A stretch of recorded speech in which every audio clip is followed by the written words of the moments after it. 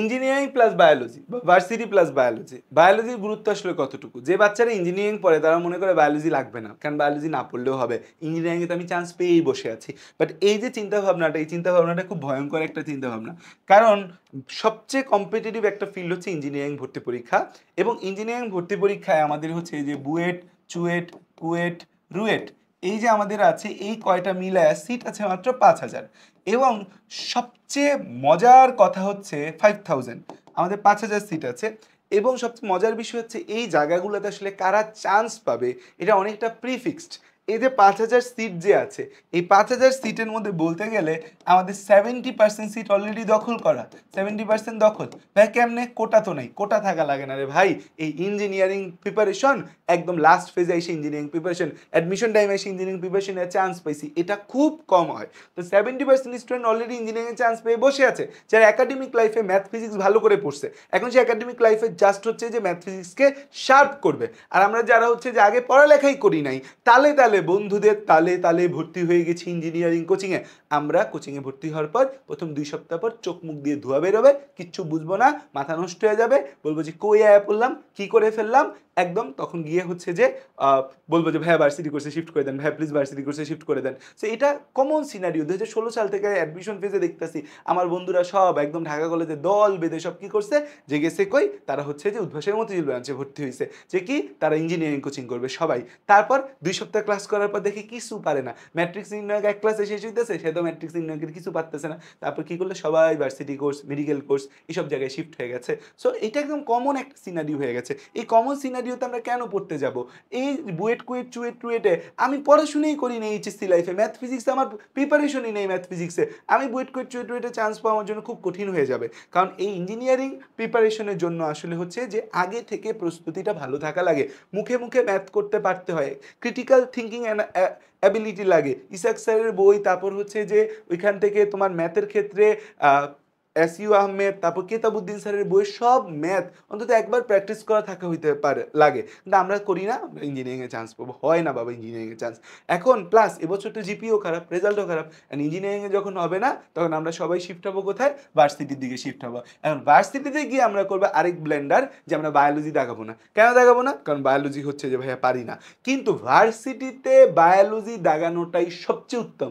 ভার্সিটিতে সবচেয়ে সহজ প্রশ্ন হয় বায়োলজি। তুমি ঢাকা ভার্সিটির বিগত 5 বছরের প্রশ্ন বের করে দেখো, বায়োলজি প্রশ্ন এমন আসছে যেটা তোমার কাছে এখন দেখে মনে হবে যেটা আমি একবার পড়লে পারবো। সো বায়োলজি তুমি পড়তেছো না মানে তুমি হচ্ছে যে ভার্সিটিতেও মারা খাওয়ার জন্য রেডি।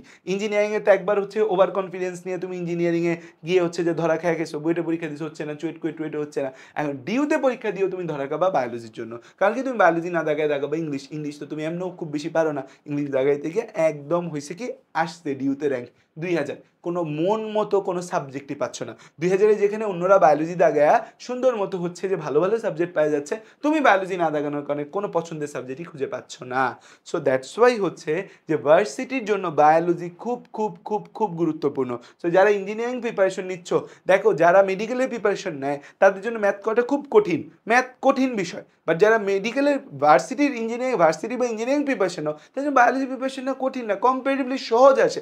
মানে এত সহজ বায়োলজি প্রশ্ন আসে প্রতিটা জায়গায় বলার বাহিরে। তুমি জাস্ট যে কোনো জায়গার বায়োলজি প্রশ্ন বের করে দেখো, অসম্ভব লেভেলের সোজা প্রশ্ন আসে বায়োলজি। আর ভাই আমি বায়োলজি একদম পারি না, আরে ভাই একটু সময় দাও, সপ্তাহে 4 ঘন্টা করে বায়োলজি সময় দাও, তাহলেই তো বায়োলজি পারো। পারো না বলে কি কোনো কথা আছে? পরীক্ষা দিচ্ছ না, এইচএসসি পরীক্ষা সব কি দেখা দেখি করে দিছো, সব দেখা দেখি করে দিছো যে এইচএসসি আমি সব ভাইয়া দেখে দিয়ে লিখছি, আরেকজনের খাতা কপি করে লিখছি, আমি হচ্ছে 12 ফেল এক্সামের মতো আমাকে ক্লাসে স্যাররা হচ্ছে সব লিখে দিছে, আমি সেটা দিছি। সেটা তো না, কিছু তো নিজে পড়ে দিছো। এখন দেখো যে আমাদের হচ্ছে যে এই যে দেখো ডিউতে বায়োলজিতে মার্ক হচ্ছে 25। সো বায়োলজিতে ডিউর এই 25 মার্ক তোমার জন্য বোনাস মার্ক। এই 25 মার্ক অ্যান্সার করতে পারবা তুমি 10 মিনিটে। সো ভার্সিটিতে প্রথমে বায়োলজি দাগাইতে হয়, বায়োলজি দাগাবা 5 থেকে 7 মিনিটে, তারপর দাগাবা কেমিস্ট্রি, তারপর দাগাবা ফিজিক্স, তারপর দাগাবা ম্যাথ। কিন্তু তুমি বায়োলজি দাগাচ্ছ না, বায়োলজি পড়তেছো না, তুমি একদম ব্ল্যান্ডার করতেছো। কিন্তু ডি ইউনিট আলাদা একটা বায়োলজি ডেডিকেটেড ডিপার্টমেন্ট, বায়োলজি ভালো করে পড়লে ডি ইউনিটে পরীক্ষা দিতে পারবা। তোমার আর ইউতে হচ্ছে যে পরীক্ষার মধ্যে তোমার ফিজিক্স এবং কেমিস্ট্রি দাগাইতেই হয়। আর ইউতে ফিজিক্স কেমিস্ট্রি ম্যাথস প্লাস হচ্ছে হুদা বায়োলজি দেখানো যায়, হুদা ম্যাথ দেখানো যায়, হুদা ম্যাথ প্লাস বায়োলজি দেখানো যায়। এখন এই যে ম্যাথ প্লাস বায়োলজি যে জায়গাটা আর ইউ সি ইউনিটে থাকে, এত সোজা প্রশ্ন হয় বায়োলজি আর ম্যাথ বলার বাইরে, কিন্তু তোমরা কি করো শুধু ম্যাথ দেখাও যেখানে ম্যাথ খুব কঠিন হয়। সো হচ্ছে যে প্লাস সাবজেক্ট পাওয়া যায় না বায়োলজি রিলেটেড সাবজেক্ট, তুমি ম্যাথ প্লাস বায়োলজি দেখাও, সাবজেক্ট তোমার জন্য উন্মুক্ত হয়ে যাবে। এগ্রিতে পরীক্ষা সবার লাস্ট হয়, কোথাও চান্স না পাই এগ্রিতে আসে ইঞ্জিনিয়ারিং অ্যাসপিরেন্ট, ভাই আমি বায়োলজি পাই না, এগ্রিতে বায়োলজি না পারলে চান্স হবে এগ্রিতে বায়োলজি 30 মার্ক। সো হচ্ছে যে এই এগ্রি তোমার বায়োলজি মাস্ট। সাস্টের সব প্রশ্ন কঠিন, গতবারের বায়োলজি প্রশ্ন দেখো একদম সহজ, বলছে ফুল সিলেবাস, সব প্রশ্ন শর্ট সিলেবাস থেকে করছে সাস্টে। সো সাস্টে বায়োলজি কিন্তু একদম আমাদের ইজি। জিএসটিতে বায়োলজি সহজ, মানে প্রত্যেকটা জায়গায় বায়োলজি খুব সহজ আসে। তোমার জাস্ট আমি একটা কথা বলবো বায়োলজির জন্য, তুমি হচ্ছে আমার সাথে উইকলি 4 আওয়ার দাও, উইকলি 4 আওয়ার আমার ক্লাস করো, আর উইকলি 4 আওয়ার তুমি স্টাডি করো।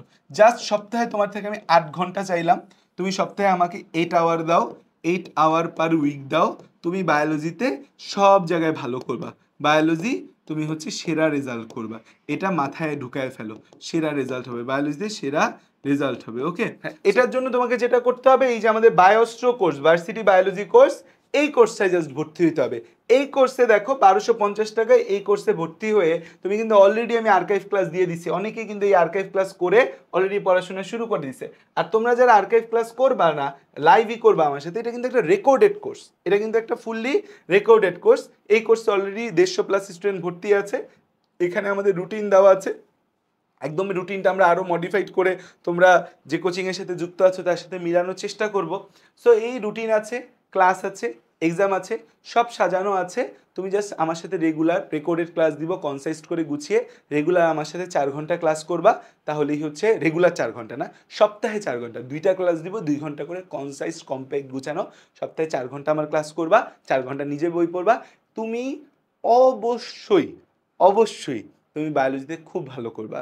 সো তাই বায়োলজিকে ছেড়ে না দিয়ে বায়োলজিকে শক্ত করে ধরো, কারণ বায়োলজিকে শক্ত করে ধরাই তোমাকে খুব ভালো রেজাল্ট করতে সাহায্য করবে।